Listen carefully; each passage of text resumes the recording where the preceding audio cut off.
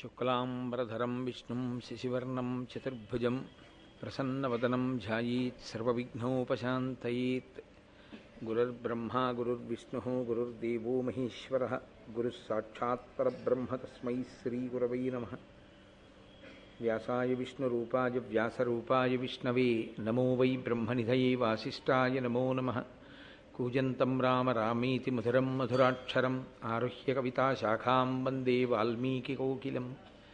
శ్రుతిస్మృతిపురాణానాం ఆలయం కరుణాలయం నమామి భగవత్పాదశంకరం లోకశంకరం. వాగర్ధావివ సంపృక్తౌ వాగర్ధప్రతిపత్తయే జగతః పితరౌ వందే పార్వతీపరమేశ్వరౌ. సూక్తిం సమగ్రయతున స్వయమేవ లక్ష్మీః శ్రీరంగరాజమహిషీమధురైః వైదగ్ధ్యవర్ణగుణగుంభనగౌరవైర్యాం కండూలకర్ణకుహరాः కవయోధయంతి. హైమోర్ధ్వపుండ్రమజహన్మకుటం సునాసం మందస్మితం మకరకుండలచారుగండం బింబాధరం బహుళదీర్ఘకృపాకటాక్షం శ్రీవేంకటేశముఖమాత్మనిసన్నిధత్తాం.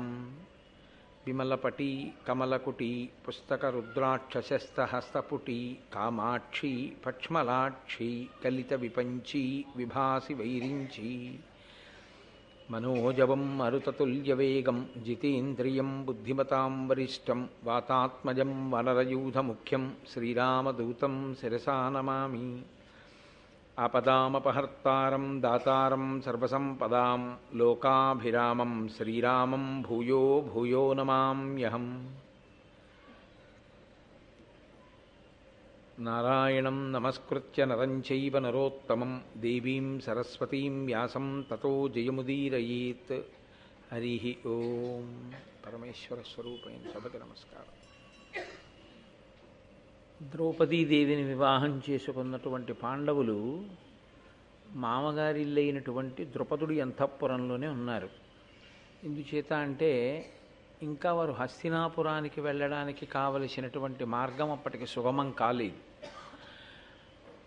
ద్రుపద మహారాజు అల్లుళ్ళు 5గురికి విడివిడిగా కానుకలు ఇచ్చాడు. పెద్ద పెద్ద బంగారు పీటలు, ఆభరణాలు, ఏనుగులు, కాంభోజి జాతికి చెందినటువంటి గుర్రాలు, ఒక్కొక్కరికి 100 చొప్పున రథాలు, మీలి వస్త్రములు, 10,000 మంది దాసదాసీ జనాన్ని, ఒక్కొక్కరికి 1,00,000 పాడియావుల్ని ద్రౌపదీదేవి సేవ చెయ్యడం కోసమని చెప్పి దాసదాసీ జనాన్ని ఇంతమందిని కానుకగా ఇచ్చాడు. వాళ్ళు ద్రుపద మహారాజు గారి యొక్క అంతఃపురంలోనే చాలా సంతోషంగా కాలాన్ని గడుపుతున్నారు. చాలా సంతోషంగా కాలాన్ని గడుపుతున్నారు అన్న మాట నేను అన్నప్పుడు క్లేశం ఎవరి వైపు నుంచి ఉంటుంది అంటే ద్రౌపదీదేవి వైపు నుంచి ఉంటుంది. ఎందుకంటే ఒక భార్య 5గురు పతులను అనుగమించాలి. ఎక్కడో ఒక ఆయన అన్నాడు, ఒక్క భార్య ఒక భర్తతో జీవితాన్ని గడపడమే శతావధానము అని. అలాంటిది 5గురి పతుల్ని అనుసరించడము అంటే సామాన్యమైన విషయం ఏం కాదు. కాబట్టి 5గురు పతుల్ని ఆవిడ అనుసరించింది. ఎలా అనుసరించింది అంటే మీరు కొంచెం విశాల హృదయంతో ఆలోచించగలిగితే నేను మీతో ఒక మాట మనవి చేస్తాను. అసలు అన్నదమ్ములు ఇంతమంది 5గురు ఇంతకాలం ఇంత కలిసికట్టుగా ఉన్న వాళ్ళ మధ్య భేదం రావడానికి కారణము అంటూ ఏమైనా ఇవాళ ఏర్పడితే ద్రౌపదీదేవియే కావాలి. 5గురి మధ్య అభిప్రాయ భేదాలు ఏర్పడడానికి చాలా బలమైనటువంటి కారణంగా ఆవిడ తయారవచ్చు. కానీ ఆవిడ ఎంత జాగ్రత్తగా 5గురిని అనుగమించింది అంటే చతురదధివలయ నిఖిలక్షితితల సామ్రాజ్య లక్ష్మికి నిమూలంబై సతి యాజ్ఞసేని పతులకు అతిముదమునరించే తుల్యమగు శుశ్రూషన్. చాలా గొప్ప పద్యాన్ని ఇచ్చారు నన్నయ్య గారు ఇక్కడ. చతురుదధి వలయ ఇఖిల క్షితి తల సామ్రాజ్య లక్ష్మికిని మూలంబై. 4 సముద్రాల మధ్యలో ఉన్నటువంటి భూభాగం అంతా ఏదుందో, చతుస్సాగర పర్యంతం అని కదా అంటాం. 4 సముద్రాల మధ్యలో ఉండేటటువంటి భూమినంతటినీ కూడా పరిపాలించడానికి కావలసినటువంటి అర్హత పొందడానికి యోగ్యమైన వారిగా పాండవులు ఉండేటట్టుగా ఆమె వారిని అనుగమించినది. ఏమిటా మాటకు అర్థం? వాళ్ళు 4 సముద్రాల మధ్యలో ఉండేటటువంటి భూమినంత గొప్ప యోగ్యత పొందడానికి ఆవిడ వారిని అనుగమించడమే కారణమైనది అన్నారు. లక్ష్మీదేవి ఒక ఇంట ఉండాలా, ఒక ఇంట ఉండకూడదా అని ఎప్పుడు నిర్ణయం జరుగుతుంది అని అడిగారు. అడిగితే దంపతుల మధ్య కలహాలు లేకుండా ఒండరులు పరమప్రీతితో చాలా సంతోషమైనటువంటి జీవితాన్ని ఎక్కడ గడుపుతూ ఉంటారో అక్కడ లక్ష్మీదేవి చాలా విశేషంగా వృద్ధి చెందుతుంది, ఆవిడ అనుగ్రహిస్తుంది. అలా అనుగ్రహించడానికి కూడా ఒక కారణం ఉంది. ఆడపిల్లని పీటల మీదకి తీసుకొచ్చేటప్పుడు నడిపించి తీసుకురారు. పెళ్లి కొడుకు నడిచొస్తాడు, పెళ్లి కూతురు నడిచిరాదు. ఎందుకు నడిచిరాదు అంటే ఆమెని సాక్షాత్తు లక్ష్మీ స్వరూపగా తీసుకొస్తారు. అందుకే పద్మంలో కూర్చోబెట్టి తీసుకొస్తారు. పద్మంలో కూర్చుని వచ్చేటటువంటి లక్ష్మీ స్వరూప అయినటువంటి ఆడపిల్ల అత్తవారింటికి వెళ్ళేటప్పుడు కూడా నడిచి వెళ్ళకూడదు, వాహనం మీద తీసుకెళ్ళాలి. కాబట్టి ఆమె సాక్షాత్ లక్ష్మి. ఆమె లక్ష్మిగా ఇంటికి వచ్చింది కాబట్టి ఆమెని లక్ష్మిగా చూసుకోవలసినటువంటి కర్తవ్యం కూడా భర్త మీదే ఉంటుంది. ఆవిడ నిష్కారణంగా ఏడిచింది అనుకోండి, ఆవిడ నిష్కారణంగా ఏడవడము అంటే ఆవిడ ఏడవలసినటువంటి పరిస్థితిని భర్త కల్పించాడు అనుకోండి, ఆయన ఇతపూర్వం ఎంత ఐశ్వర్యవంతుడైనా ఆ ఐశ్వర్యము క్షీణించిపోతుంది. భార్య బహు సంతోషాన్ని పొందిందనుకోండి, ఆమె ఎక్కడ సంతోషాన్ని పొందుతుందో అదే లక్ష్మీదేవి యొక్క అనుగ్రహానికి కారణమవుతుంది. కాబట్టి ఇప్పుడు దంపతుల మధ్య ఐకమత్యము, దంపతుల మధ్య మనసులు ఏకీకృతమవడము అన్నదానికే శాస్త్రంలో అంత ప్రాధాన్యత.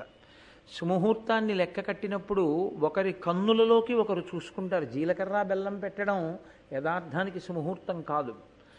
సుముహూర్తం దేనికి అంటే ఒకరి కన్నులలోకి ఒకరు చూసుకునేది ముహూర్తం. అలా చూసుకోవడానికి అడ్డంగా తెరపడతారు.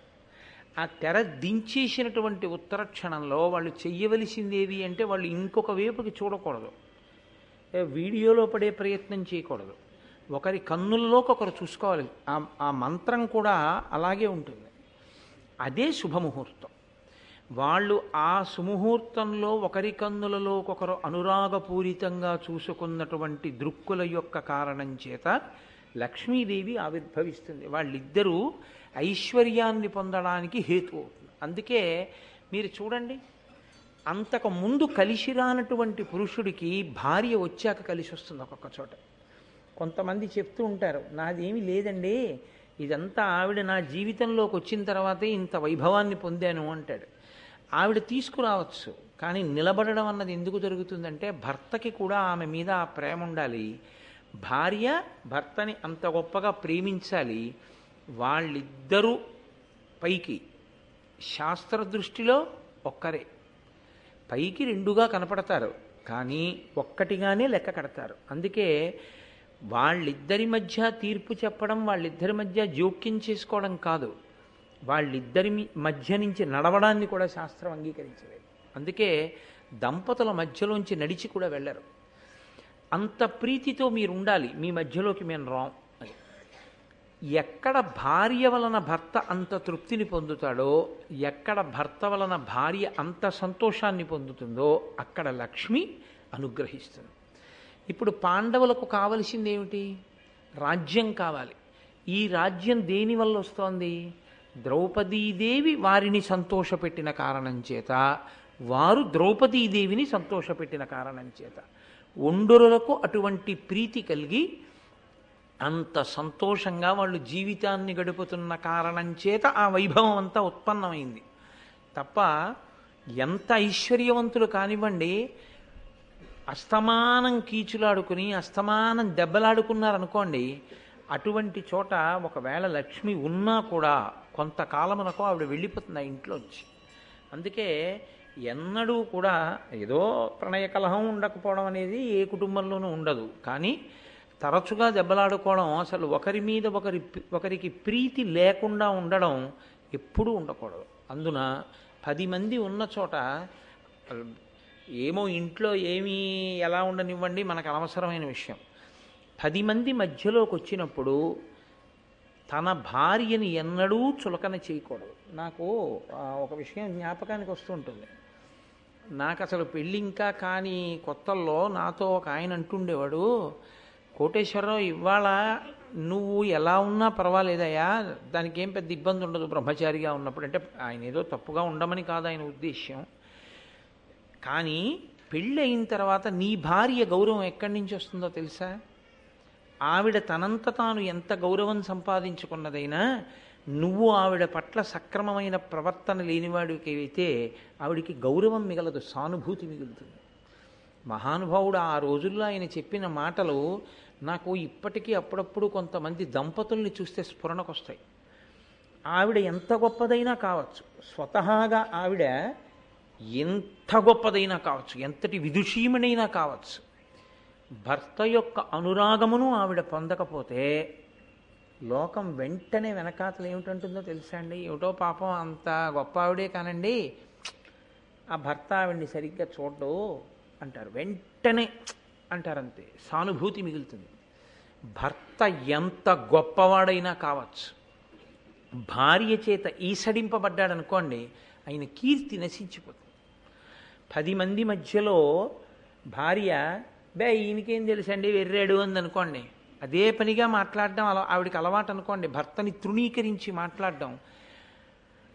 భర్త స్వయంగా కీర్తి తెచ్చుకున్నవాడైనా ఆయన కీర్తి నిలబడదు, పెద్దలు ఇష్టపడరు. అటువంటి దంపతులతో ఎక్కువ కాలం కలిసి ఉండడం కొంచెం కష్టంగా ఉంటుంది కూడా. ఎందుకంటే అది కొంచెం శాస్త్రమునందు ప్రవేశం ఉన్నవారికి అటువంటి మాటలు తరచు వినడం అసహ్యంగా అనిపిస్తుంది. కాబట్టి భర్తని తిరస్కరించి ప్రవర్తించడము మంచిది కాదు. భార్య సానుభూతి పొందేటట్టుగా తను ప్రవర్తన కలిగి ఉండకూడదు. ఆయన నాతో ఆ రోజుల్లో అన్నమాట, నీ భార్య గౌరవం నీ వలన ఉంటుంది, నీ బిడ్డల గౌరవం నీ వలన ఉంటుంది. వాళ్ళు ఎంత గొప్పవాళ్ళైనా కావచ్చు, వాళ్ళు పెంచుకోవలసింది ఏది అంటే నీకు బిడ్డలమో అని నువ్విచ్చిన పునాది మీద వాళ్ళు సౌధ నిర్మాణం చేసుకోవాలి. నువ్విచ్చే ఐశ్వర్యం అంటూ ఏమైనా ఉంటే కోటేశ్వరరావు బాగా గుర్తుపెట్టుకో, నేను ఇల్లు ఇచ్చాను, నేను మేడిచ్చాను, నేను డబ్బిచ్చాను, ఇవి నమ్మద్దు. నీ బిడ్డలకి కోటేశ్వరరావు గారు అబ్బాయి అని ఎక్కడైనా వాడు చెప్పుకుంటే, కోటేశ్వరరావు గారు అబ్బాయా మీరు రండి లోపలికి అని నిన్ను ఎరిగిన వాళ్ళు అంటారా? అలా నీ బిడ్డల్ని వాళ్ళు అనగలిగితే అది నువ్వు వాళ్ళకి ఇచ్చిన ఐశ్వర్యం. నేను కోటేశ్వరరావు గారు అబ్బాయిని అనగానే కోటేశ్వరరావు గారు అబ్బాయా ఉండండి మేమే బయటకు వస్తాం అన్నాడు అనుకో, నువ్వు అతనికి పెద్ద అప్పిచ్చినట్టు. కాబట్టి నీ ప్రవర్తన నీ కుటుంబానికి గౌరవాన్ని తీసుకొస్తుంది. నీ ప్రవర్తన నీ కుటుంబం సిగ్గుపడేటట్టు, నీ భార్య సానుభూతి పొందేటట్టు చేస్తుంది. కాబట్టి మనిషి వివాహానికి ముందరే కొంత సంస్కారాన్ని పొందవలసి ఉంటుందయా. అది అర్థం కాకుండా పెళ్లి చేసుకోవడం అంత తప్పు పని ఇంకోట్లేదు. ఇది బాగా అర్థం చేసుకోవాలి పురుషుడు. ఇది అర్థం చేసుకున్న తర్వాతనే కుటుంబానికి గౌరవం తేవలసి ఉంటుంది అని నాతో ఒక ఆయన ఎప్పుడో ఒక పెద్ద ఆయన చెప్పినటువంటి మాటలు నాకు తరచుగా జ్ఞాపకానికి వస్తూ ఉంటాయి. కాబట్టి నన్నయ్య గారు చెప్పారు అంటే ఎంత లోతు ఆలోచించి ఆయన ఈ మాట అన్నారు అన్నది మనం స్వీకరించవలసి ఉంటుంది. ఎప్పుడో భారతం ద్రౌపదీదేవి 5 పతుల్ని అనుగమించడం అంటే మాటలు కాదండి. 5 పతుల్ని అనుగమించింది, అత్తగారి యొక్క కితాబు అంతగా పొందింది. అసలు మీకు నేను ఒక మాట చెప్పవలసి వస్తే, ద్రౌపదీదేవి యొక్క నడవడి చేత మిగిలిన కోడళ్ళెవరికి పేరు ప్రఖ్యాతులే లేవు. అంటే వాళ్ళు చెడ్డవాళ్ళని కాదు నా ఉద్దేశ్యం, కానీ ఆమె గొప్పతనం అటువంటిది. మీరు ఒక్కొక్క ఇంట్లో చూడండి, ఒక ఎనమండుగురో తమ్మండుగురో అన్నదమ్ములు ఉండొచ్చు, అందరికీ భార్యలు ఉండొచ్చు, అందరూ అన్నదమ్ములు అందరికీ భార్యలు అయినా ఆ ఇంట కార్యం జరగాలి అంటే ఎవరో ఒక ఆవిడ ఉంటుంది. ఆవిడిదే పెత్తనం అంతా, ఆవిడిదే పెద్దరికం అంతా, ఆవిడిదే గౌరవం అంతా. ఆవిడ లేని నాడు ఆ సభకు రాదు. అది ఎక్కడి నుంచి వస్తుంది? ప్రవర్తన చేత వస్తుంది, నడవడి చేత వస్తుంది. ఆ నడవడి చేత తెచ్చుకోవడం అన్నది అంత తేలికైన విషయం కాదు. ద్రౌపదీదేవి విషయంలో గొప్పతనం ఏమిటో తెలుసా అండి? ఆమె భర్తల్ని అలా అనుగమించింది. భర్తలు ఆవిడంటే భయపడ్డారు. నేను యథార్థం చెప్తున్నా, మీరు మహాభారతాన్ని జాగ్రత్తగా పరిశీలిస్తే ఆవిడంటే భర్తలకి 5గురికి భయం. భయం అంటే ఆవిడ దెబ్బలాడుతుందని కాదు, ఆవిడ కీచులాడుతుందని కాదు, ఆవిడ ఏదో దెప్పి పొడుస్తుందని కాదు. అంత గాంభీర్యము, అంత గొప్పతనము, అంత పెద్దరికము, అటువంటి మాట తీరు, అటువంటి నైపుణ్యము కలిగినటువంటి ద్రౌపది యొక్క మనసు కుందిందా మా ఐశ్వర్యములే ఎగిరిపోతాయి. అటువంటి భార్య మనసు కుందితే ఎలా? అంత భయపడేవాళ్ళు భర్తలు కూడా. అంత గౌరవాన్ని తెచ్చుకుంది ఆవిడ. అందుకే మీరు ఎదర చూస్తారు ఆదిపర్వంలో అర్జునుడు సుభద్రని పరిణయం చేసుకున్నాడు. తిన్నగా వెళ్ళాల లోపలికి. అక్కడ ద్రౌపదీదేవి ఉంటుంది. నువ్వు వెడుతూనే ముందు నమస్కారం చెయ్యి, నీకు అక్కగారు ఆవిడ. ముందు ఆవిడ ఆశీర్వచనం పుచ్చుకో. నాతో కలిసి నువ్వు వస్తుండగా చూసి ఆవిడ మనసు కుందకూడదని చెప్పాడు అర్జునుడు. ఎక్కడైనా అంతే, ఆవిడ మాట్లాడితే అలా ఉంటుంది. 5గురు పతులు తన మాట కాదనలేనంత గౌరవాన్ని తెచ్చుకుంది. ఆవిడ శాసించలేదు, భయపెట్టలేదు. బాబోయ్ మన్ని ఇంకా దుమ్మెత్తి పోసేస్తుంది అన్న బాధని, అటువంటి స్థితిని ఆవిడ కల్పించలేదు. ఆవిడ ఎంత ప్రేమతో అనుగమించిందంటే అసలు భర్తలు ఆవిడికి తెలియకుండా ఏది చెయ్యడాన్ని ఇష్టపడలేదు. ఆవిడ కరణేషు మంత్రి. కురుక్షేత్ర సంగ్రామం దగ్గర నుంచి ద్రౌపదీదేవి యొక్క ప్రమేయం లేకుండా జరిగినవి లేవు మహాభారతంలో. అంతటి గాంభీర్యమైన వ్యక్తిత్వం ఆవిడది. బేలతనం మీకు ఆవిడలో ఎక్కడా కనపడదు. ఆవిడ గాంభీర్యం వేరు, ఆవిడ నిండుతనం వేరు, ఆవిడ ఆలోచన సరళి వేరు, ఆవిడ యొక్క జీవన విధానం వేరు. అంత గొప్ప తల్లి ద్రౌపదీదేవి. ఆవిడ్ని ఇక్కడ కాదు కానీ అరణ్య పర్వంలో వీళ్ళందరూ అరణ్యవాసానికి వెళ్ళినప్పుడు సత్యభామ వచ్చింది ఒకసారి కృష్ణుడితో కలిసి. వచ్చి లోపలికి వెళ్ళి ద్రౌపదీదేవిని ఒక ప్రశ్న వేసింది. నా భర్త కృష్ణ పరమాత్మని కొంగున కట్టి పడేసుకుందామని ప్రయత్నించాను.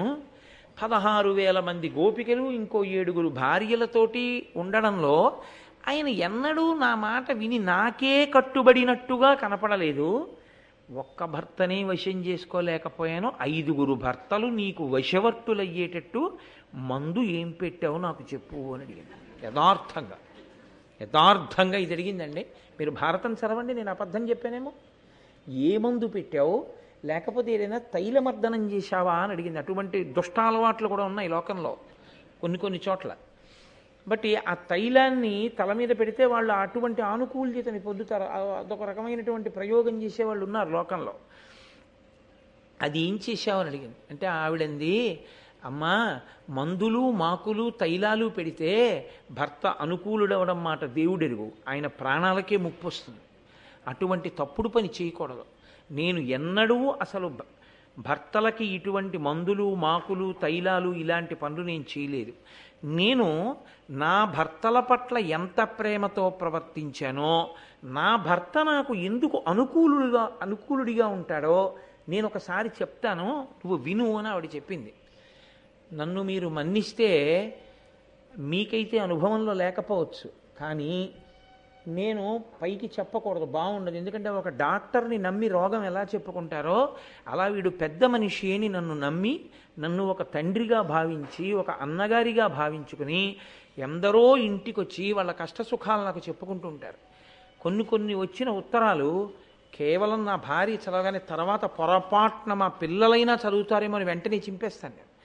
అంత నమ్మి వాళ్ళు వాళ్ళ కష్టాన్ని నోటితో చెప్పుకోలేక కాగితం మీద రాసి పట్టుకొచ్చి ఇచ్చి, మీరు చదవండి రేపు వస్తాం మాకు ఈ బాధలు ఉన్నాయని చెప్తుంటారు. చాలామంది చిన్న కారణాలకి అనవసరంగా పెళ్ళైన కొత్తల్లో భేషజాలకు పోయి భర్తలకి దూరం అయిపోయి ఒక 7 ఏళ్ళో 8 ఏళ్ళో పోయిన తర్వాత జీవితంలో తాము ఎంత తప్పు చేశామో తెలుసుకుని కుమిలిపోతున్న వాళ్ళు ఎంతమందో తెలుసు నాకు. నేను ఈ మాట అబద్ధం చెప్పట్లేదు, పరమ పవిత్రమైన వేదిక మీద కూర్చుని చెప్తున్నాను. మహాభారతంలో ద్రౌపదీదేవి యొక్క వ్యక్తిత్వాన్ని చదివితే అసలు ఒక ఆడది ఎలా బ్రతకాలో అర్థమవుతుంది. ఒక భార్యతో భర్త ఎంత గౌరవంగా ప్రవర్తించాలో ద్రౌపదీదేవితో పాండవులు ప్రవర్తించిన తీరు బట్టి తెలుస్తుంది. అందుకని నన్నయ్య గారు ఈ మాట ఉత్తినే అనలేదు. వాళ్ళు దాంపత్య జీవనం ప్రారంభం చెయ్యగానే ఆవిడికి కితాబ్ వచ్చిందంతే. ఆవిడ పాండవుల ఐశ్వర్యమునకు కారణభూతురాలవుతోంది. ఎటువంటి ఐశ్వర్యం? 4 సముద్రాల మధ్యలో ఉన్నటువంటి భూమికంతటికి వాళ్ళు పరిపాలకులు కాగలిగినటువంటి ఐశ్వర్యమునకు ఆవిడ హేతువు కాబోతోంది. కేవలము భర్తల్ని అనుగమించడం కాదు, అత్తగారెంత ప్రీతి చెందిందో తెలుసా అండి ద్రౌపదీదేవితో. ఆవిడంది ఒక రోజున, కోడలి ఉత్తమ గుణములకెంతయు సంతుష్ట చిత్తయై కుంతిదేవి లలితాంగి హరియందు లక్ష్మిని మరి చంద్రునందు రోహిణి ఇంద్రునందు శచిని అవ్వశిష్టమునీంద్రునందరుంధతీన్ పోలి సుందరి నీ పతులందు ప్రీతి పతిభక్తి యొప్ప అపత్యంబు పడయుము గురు వృద్ధ బాంధవాతుర వశిష్ఠ జనుల అతిథిజనుల సతతంబు పూజింపు అన్నదానమున ధరామరీంద్రవరులదనువు అఖిల వసుమతీ ప్రజకెల్ల కరుణ కలుగమమ్మ కమలనేత్ర. ఆవిడంది, అమ్మా నీ ఉత్తమమైనటువంటి గుణములకు నేను ఎంతో సంతసిల్లానమ్మా ద్రౌపది. సంతుష్ట చిత్తయైనటువంటి కుంతి ఓ లలితాంగి లక్ష్మి విష్ణువుతో ఎలా కలిసి ఉంటుందో, రోహిణి చంద్రుడితో ఎలా కలిసి ఉంటుందో, శచీదేవి ఇంద్రుడితో ఎలా కలిసి ఉంటుందో, అరుంధతి వశిష్ఠునితో ఎలా కలిసి ఉంటుందో, ఆ దాంపత్యము నిత్యస్మరణీయమెలా అయిందో, అలా నువ్వు నీ భర్తలతో సంతోషంగా చక్కగా కాలాన్ని గడిపి నీ భర్తల యొక్క ప్రీతి చేత నువ్వు చక్కటి సంతానాన్ని కను. నువ్వు వచ్చినటువంటి అతిథిజనులకు బ్రాహ్మణులకు నిరంతరము చక్కగా అన్నం పెడుతూ ఉండు. అలాగే ఈ లోకంలో నిర్భాగ్యులైనటువంటి వారు ఎవరున్నా వాళ్ళందరినీ ఆదుకుంటూ ఉండు. అమ్మా ఇంటి గౌరవాన్ని నువ్వు నిలబెడతావు అని నాకు పరిపూర్ణమైన నమ్మకం కలిగింది అని ఎంతో సంతోషపడింది. ఇప్పుడు ఆ కుంతిదేవి అంటుంది, పూని పరాక్రమం బెసగ భూతలనాథుల నూర్చి వీరులై ఈ నవఖండమండిత మహీతల మీలుచు నీ పతుల్ పయోజానన రాజసూయమఖమాదిగా అధ్వర పంక్తి సేయుచో మానుగ పత్ని నీవగుము మనిత ధర్మ విధానయుక్తితోన్. నీ భర్తలు అఖండమైనటువంటి సామ్రాజ్యలక్ష్మిని సంపాదించుకుని వాళ్ళు మహారాజులై చక్రవర్తులై ఉండగా నీవు మహారాజ్ఞివై, నీ భర్త రాజసూయాగం చేస్తుంటే అశ్వమేధయాగం చేస్తుంటే పత్ని స్థానంలో నువ్వు కూర్చో. కుంతీదేవి శాసించింది. అందుకే మిగిలిన భార్యలున్నా రాజసూయము మొదలైనటువంటి యాగములను నిర్వహించినప్పుడు ధర్మరాజు గారి పక్కన పట్టమహిషీ స్థానంలో కూర్చున్నది కేవలముగా ద్రౌపదీదేవి మాత్రమే. ఆవిడ జీవితంలో అన్ని కష్టాలు పడింది. అంత ఆకాశమంత ఎత్తుకెళ్ళింది, పాతాళమంత కిందకి పడిపోయింది. ఎప్పుడూ భర్త తీసుకొచ్చి పెట్టి మా నాన్న మా బుజ్జి మా కన్న అని ముద్దులాడుతూ సంతోషంగా ఆవిడికి కావలసిన కోరికలు తీర్చినంత కాలం భర్త వలన చిన్న పొరపాటు ఏదైనా జరగడమో, ఆయన ఏదో జీవితంలో ఒక చిన్న తప్పు పని చేయడమో ఏదో జరిగిందనుకోండి, అంత మాత్రం చేత రాచి రంపాన పెట్టి ఆయన మనశ్శాంతి పాడు చేసిన స్త్రీ భార్య కాదు. శాస్త్రమనందు భార్య శాంతి స్థానము. ఎప్పుడైనా ఆయన 10 మందిలో కుందినప్పుడు ఎవరో ఆయన తప్పు లేదు, ఆయన మెతక మనిషి సాత్వికుడు, ఆయన అన్నదమ్ములు ఆయన్నో మాట అన్నారు.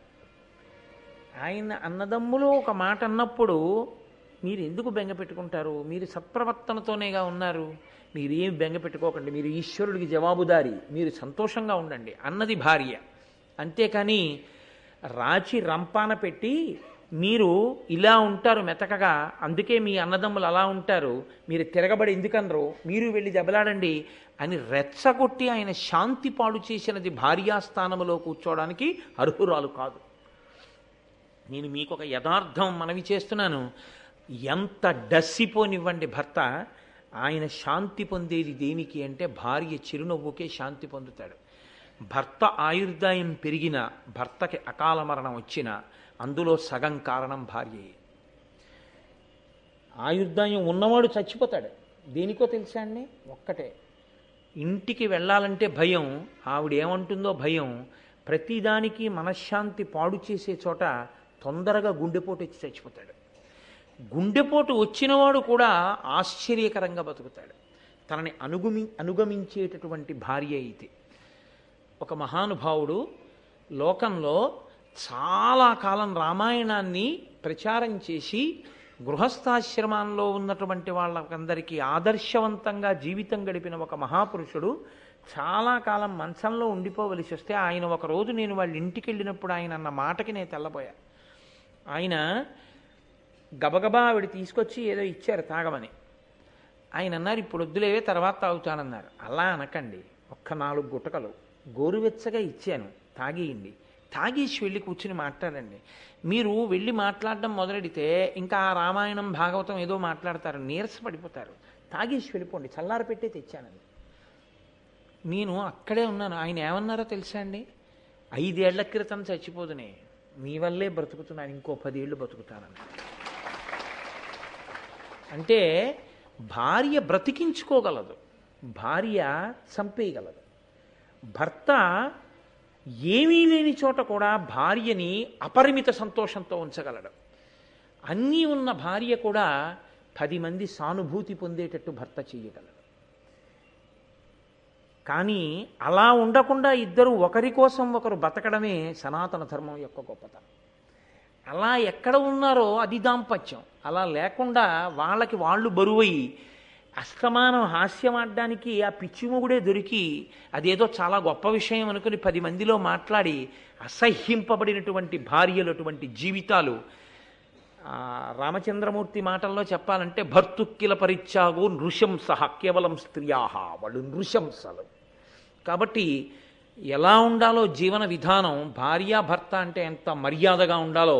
నాతో ఒకప్పుడు ఒక ఆయన అన్నాడు, ఏమయ్యా జీవితంలో కలెక్టర్ కాలేకపోవచ్చు, ఎస్పీ కాలేకపోవచ్చు, కానీ చచ్చిపోయిన తర్వాత 3 తరాల తర్వాత కూడా బలానా వాళ్ళిద్దరిలా బతకండ్రా అని చెప్పించుకోవడానికి దాంపత్యంలో ప్రేమగా బతకడానికి వేరొక అర్హత అక్కర్లా. భర్తగా ఎలా బతకాలో, నీకు భార్యగా ఎలా బతకాలో ఆవిడికి తెలిస్తే చాలయ్యా అన్నాడు. నేను నిజంగా తెల్లబోయాను ఆ మాటకి. అద్భుతంగా రా ఈ మాట. సంస్కారానికి సంబంధించిన విషయాలు ఇవి. కాబట్టి భారతంలో ఉన్నటువంటి పద్యాన్ని మీరు యథాతథంగా అది ద్రౌపదీదేవి ఆనాడు చెప్పబడింది, కుంతీదేవి అందని మీరు అనుకోకండి.